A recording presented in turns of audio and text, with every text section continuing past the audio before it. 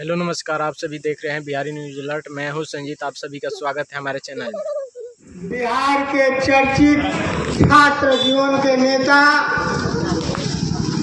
अनेकों बार गरीब किसानों, मजदूरों, महिलाओं के अत्याचार के खिलाफ लड़ने वाले, जेल में जाने वाले आरा सांसद कामरेड सुदामा प्रसाद को आमंत्रित करते हैं। कामरेड सुदामा प्रसाद को लाल सलाम। कामरेड सुदामा प्रसाद को लाल सलाम। इनकलाब जिंदाबाद, भाजपा माले जिंदाबाद। आज की इस ऐतिहासिक सभा जो केसठ की ऐतिहासिक धरती पर हो रही है की अध्यक्षता कर रहे कॉमरेड ललन जी, यात्रा की अगुवाई करने वाले जिनके नेतृत्व में हम लोग निकले हैं कॉमरेड अरुण सिंह जी जो काराकाट के विधायक हैं और पार्टी के सेंट्रल कमेटी के मेंबर हैं, कॉमरेड श्री पर्सन मुसहर जी जो यहाँ मौजूद है, साथी मास्टर साहब मोहन यादव जी, अंतु शाह जी, जिला सचिव कॉमरेड नवीन जी और यात्रा में जितने शामिल हैं यहाँ जितने सब साथी हैं।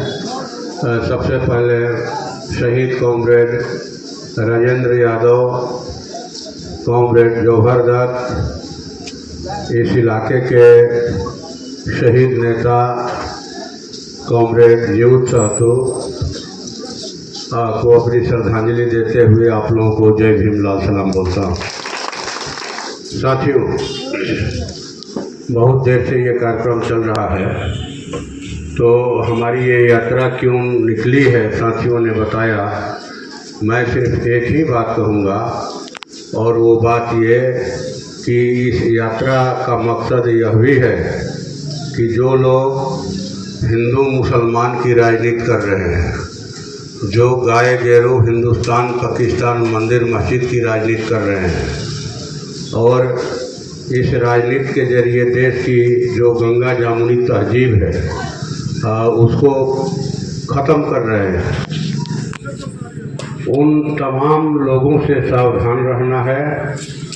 और 2025 के चुनाव में आपको अपने जीवन में अपने बच्चों के भविष्य के लिए बदलाव को समर्थन देना है। हम खास करके व्यवसायियों से कहेंगे कि भारतीय जनता पार्टी व्यवसायियों का वोट लेती है। वो तो समझते हैं कि भाई ये तो हमारा परंपरागत वोट है, ये लोग जाएंगे कहाँ, वन का गिदड़ जाएगा किधर, ये वोट हमारा है।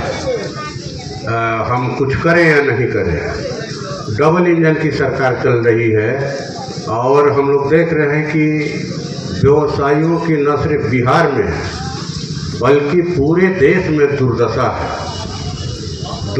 है।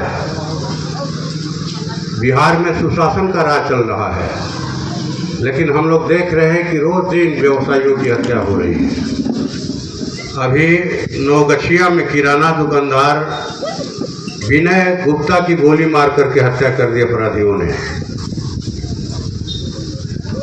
बेगूसराय के नौला में फुटपाथ पर जो व्यवसाय करते थे, लाखों बतासा बेचते थे, सुजीत शाह, शराब माफियाओं ने उनकी हत्या करवा दी इसलिए कि वो शराब का अपने मोहल्ले में विरोध करते थे। यहाँ वैशाली के महुआ में कपड़ा दुकानदार अवध चौधरी की गोली मारकर हत्या कर दी गई।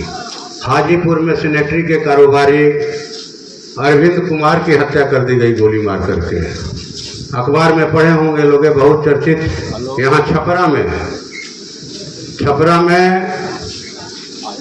जो है गोदरेज शोरूम के मालिक अमरेंद्र सिंह और उनके भाई शंभू सिंह की गोली मार करके हत्या कर दी गई। ये हत्याओं का दौर चल रहा है, व्यवसायियों की आफत आई हुई है। सोने चांदी की दुकानों में खूब डकैतियां हो रही है।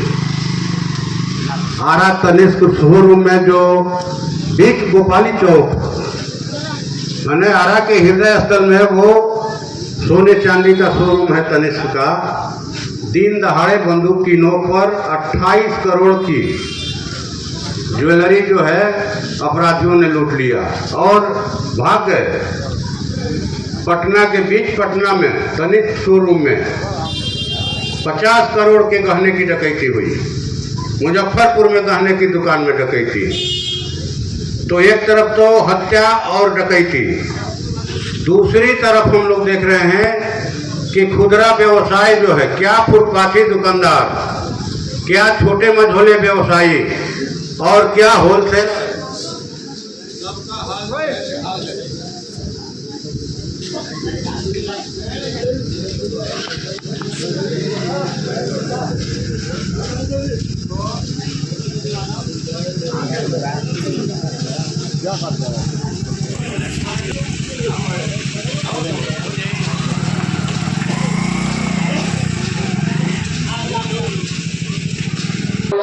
क्या फुटपाथी दुकानदार, क्या छोटे मझोले व्यवसायी, क्या बड़े व्यवसायी, क्या होलसेलर, अडानी अंबानी को छोड़कर सबकी हालत खराब है। सबकी हालत खराब है। मोदी जी की सरकार जो है वो अडानी अंबानी पर डरी हुई है। अडानी अंबानी के अलावा मोदी जी को कोई नहीं दिखाई पड़ रहा है। लग रहा है कि पूरे देश का जल जंगल जमीन कारखाना खदान सब कुछ लूट करके अडानी जी को दे देंगे। कृषि देना चाहते थे लेकिन किसानों ने विरोध किया। व्यापार दे दिया। खुदरा व्यापार में पूरे देश में 22 करोड़ लोग लगे हैं। 22 करोड़ लोगों के घरों का चूल्हा खुदरा व्यवसाय से चलता है। खुदरा व्यवसाय से। लेकिन खुदरा व्यवसायियों की हालत क्या है? हमने देखा कोरोना काल में जिस समय लॉकडाउन लगा 3 बार, चट्टी बाजारों पर सन्नाटा था, मुर्द घटिया की स्थिति थी। कई दुकानदारों ने कहा कि भाई आप लोग किसानों की बात करते हैं, भूमिहीनों की बात करते हैं, मजदूरों की बात करते हैं, हम दुकानदारों की बात कौन करेगा? हमारी दुकानें बंद हैं और हम लोग बीवी का गहना बढ़ती न करके कर्जा लेकर के किसी तरह से परिवार को जिला रहे हैं। कोरोना काल की स्थिति याद कीजिए, नोटबंदी के समय की स्थिति याद कीजिए। मसला ही नहीं है। चिंता हमने किया, हमने दबाव बनाया मुख्यमंत्री पर। हमने कहा कि हम आपके सरकार के साथ तभी रहेंगे जब हमारे स्कूलों में अब बेहतर शिक्षक देंगे। और इसी दबाव के बाद TRE 1 हुआ, तभी ना TRE 1 हुआ। हम लोग क्रेडिट का बात है भाई। आज जब TRE 1 का खाता खोल दिए हम लोग, जब खाते खुल गए तो जनता जागरूक हो गई। तो TRE 2 तारा मजबूरी में TRE 3 पर रही के बाद देखो कहा अब तो न वही लड़का बूझ भी सके ना भैया बहाली हो सकेला। जब एक खाली महागठबंधन की सरकार कर दिलस योग कर सके तब शुरू हुआ। तो हमारे पास आइडिया था, हमारे पास विजन था। हम जानते हैं कि कैसे विकास होगा, हम जानते हैं कि नहरों में पानी कैसे आएगा, हम जानते हैं और आपसे गारंटी कर रहे हैं कि अगर किसी दिन सरकार में जाने का मौका मिला तो हम लोग नहरों की पानी को अंतिम छोर तक लेके चले जाएंगे। और ये बिहार में पहली बार होगा, पहली बार होगा। इस बात की गारंटी है क्योंकि वो आइडिया हमारे पास। ये सब पैसा पूंजीपतियों को मोदी जी घोषणा करते हैं 60,000 करोड़ दिया, 80,000 पैसा जाता कहाँ है? इतना पैसा जो पेपर में आजो छपा है ना, आप लोग सोचिए कभी दिमाग में ठोक करी पैसा जाता है। केसठ में आता नहीं, चौगाई में जा कहा ना, अस्पताल में डॉक्टर नहीं पढ़ रहे हैं और कोई काम नहीं हो रहा है तो पैसा जाता है। सब कॉर्पोरेटों के यहाँ, सब पूंजीपतियों के जेब में पैसा जाए और गरीबों की हालत। इसी सरकार की रिपोर्ट है ना कि बिहार के 35% आबादी ऐसी है जो 6,000 रुपया से भी कम कमाए। अब नीतीश बाबू के विकास के मॉडल को समझने के लिए हम तो पढ़े लिखे लोगों से कहना चाहेंगे कि आप एक बार इसी सरकार में जब हम लोग थे तो हमने जातिगत जनगणना करवाया। अगर आपको नीतीश का विकास देखना है 20 वर्षों में तो आप एक बार अपने हाथ में लेके उसका रिपोर्ट पढ़ लीजिए। नहीं होगा मुझे फोन कीजिएगा, आपको मैं PDF भेज दूंगा, आप पढ़ लीजिए। आपको पता चलेगा कि बिहार की 80% आबादी 20,000 रुपया से भी कम के मासिक आमदनी पर जी रही। जब पर कैपिटा इनकम बढ़ा ही नहीं, व्यक्ति की आमदनी बढ़ी ही नहीं, व्यक्ति के थाली में खेसारी के बाद अरहर दाल आया ही नहीं, तो विकास क्या, कैसे विकास का क्या पैमाना होता है? खाली भाषण, बड़का बड़का, अब बड़का रोड शो हो गया तो विकास हो गया। इसलिए इस बात को समझना, ये सरकार फेल रही है, सिर्फ महिलाओं का नाम लेते हैं। और आज हम तो कह रहे हैं वृद्धा पेंशन के लिए लड़ते हमने दिलवाया, आज 1100 रुपया मिल रहा है, लेकिन हम इससे खुश नहीं है। हमने 3000 रुपया का मांग किया था, इसलिए आज ही हम नारा देते हैं 1100 में दम नहीं और 3000 से कम नहीं। अभी छोड़ेंगे नहीं, जब तक तोड़ेंगे नहीं तब तक छोड़ेंगे नहीं।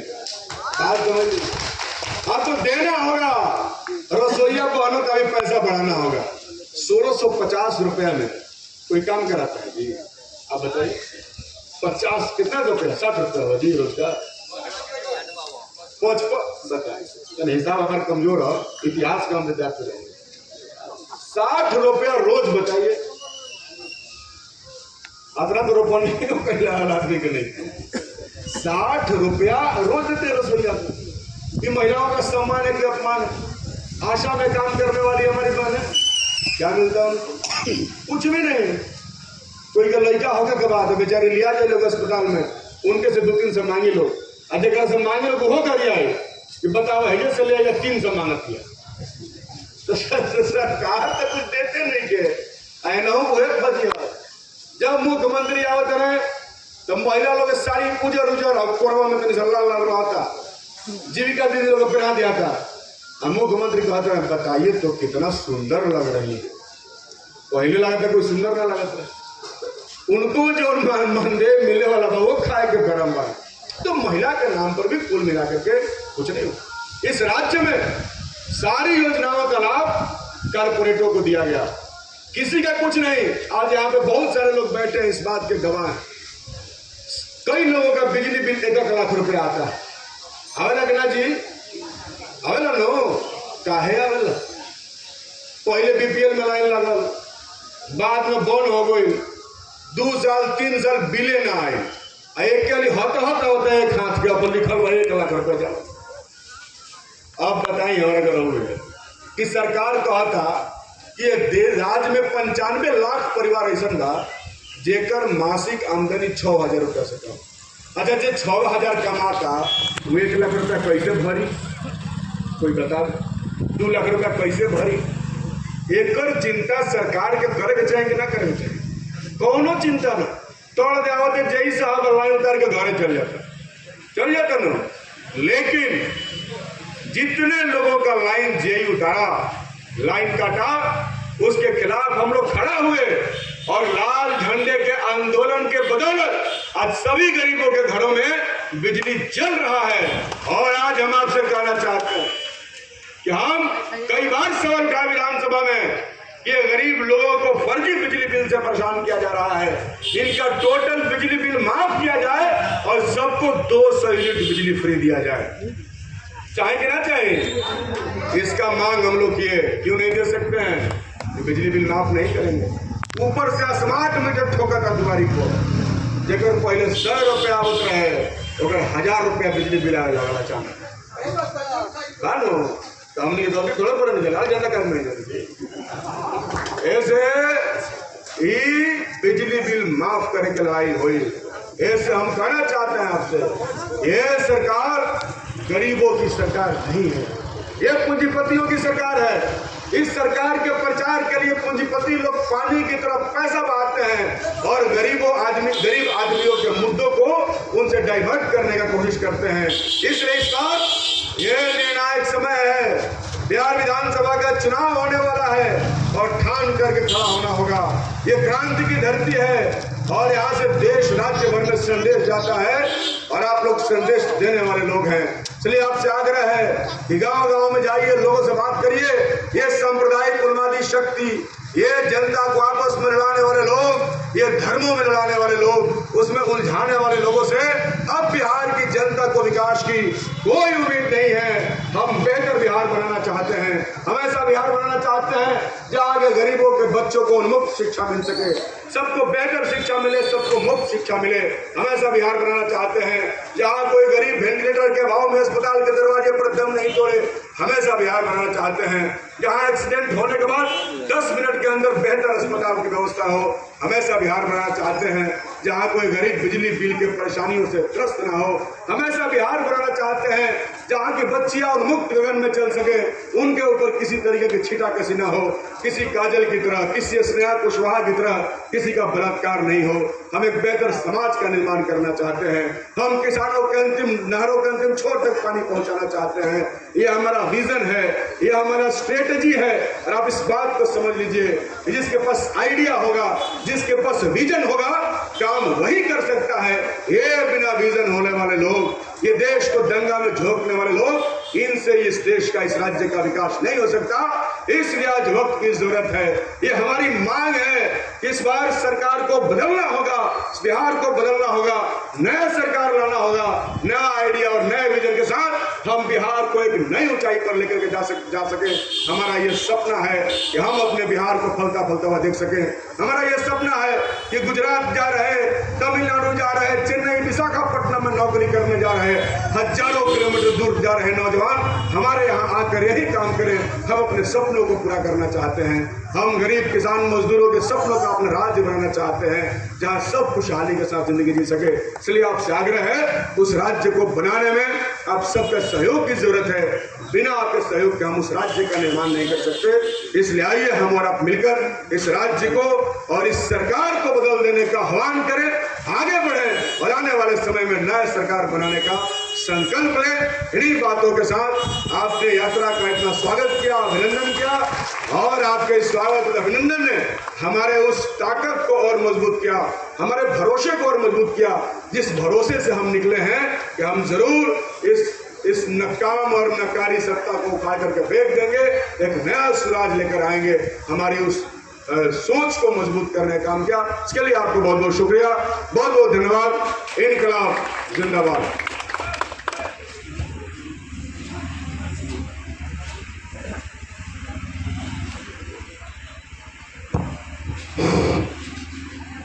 साथियों, अब आप लोगों को अंतिम वार्ता के रूप में